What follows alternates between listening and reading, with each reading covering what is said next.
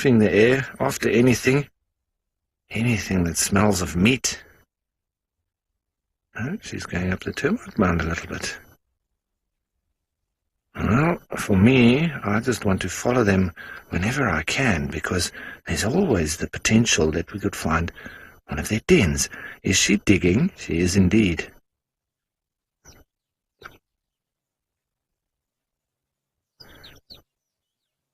Dale, you are quite right. She is quite dark compared to usual, and that'll be attributed to the rain. So when they get a little bit wet, yes, they do get a bit darker, because they're normally quite light and fawny coloured, hey?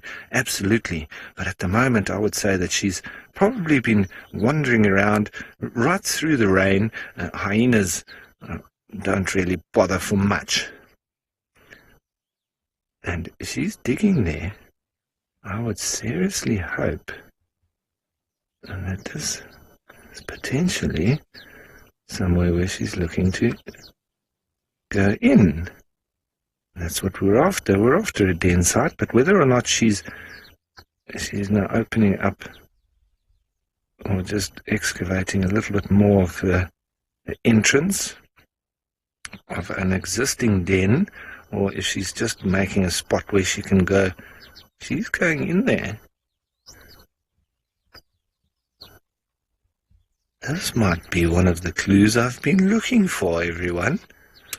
If she's digging a new den, or if she's going in an existing den and possibly just digging out some of the mud that maybe has caved down from, with all the rain that we've had overnight.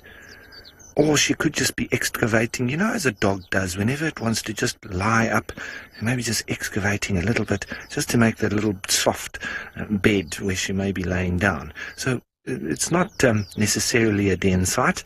I'm just obviously getting my hopes up, because that's exactly what I'm after. And then we could return and keep watching and maybe see some little cubbies and all of that. I would be over the moon if we could find the spot.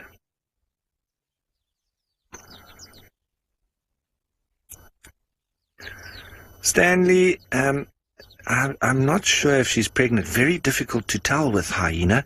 They don't really show much, and it's actually when they feed and they gorge themselves, they look pregnant. But whether or not she's pregnant, only time would tell if we'd be able to keep following her. But as I say, very difficult with hyena. We'd have to find somewhere where they're denning. If she is denning, well, I'm going to mark this spot and we'll be returning. I think we'll be returning anyway, just in case. And right now she's staying put, and I'm not going anywhere. We've got a nice little view on her. It's not too far. There's a couple of branches in the way, but not too shabby, I would say. And look at that little face. Well, it's quite a big face, but I really like that.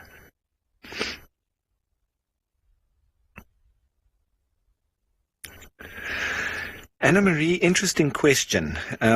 With hyenas, when they give birth, it's actually an extremely difficult and painful process. I'm not exactly sure on the percentage of mortality rate, but I know that there are a few hyenas, females, that die during that process because they've got a pseudo-penis, which is basically an enlarged clitoris, and she gives birth through that. It's quite unimaginable actually. And so yes, it can be quite stressful for the cubs. They can die on the way through because they can suffocate, and with the pain, she can die as well. Now, I think hyenas, they are still really tough creatures, so I don't think it's a high mortality rate, but I do think that there is a reasonable chance of mortality from both the cub side and the female adult. But I think the odds are still stacked in their favor, because they are successful when they establish themselves in areas, and they can multiply pretty quickly. And you see in the Masai Mara where those clans of 80 to 130 or 150 of them, they do pretty well. So it's all resource dependent as well, how much food is around. They need to eat lots of meat and obviously lots of food out there in the Masai Mara. So everyone, I'm not going anywhere. I'm going to sit here and see what she continues getting up to, digging here in this side of this termite mound. But while we do that, let's head on over to Steve with a predator of a different kind.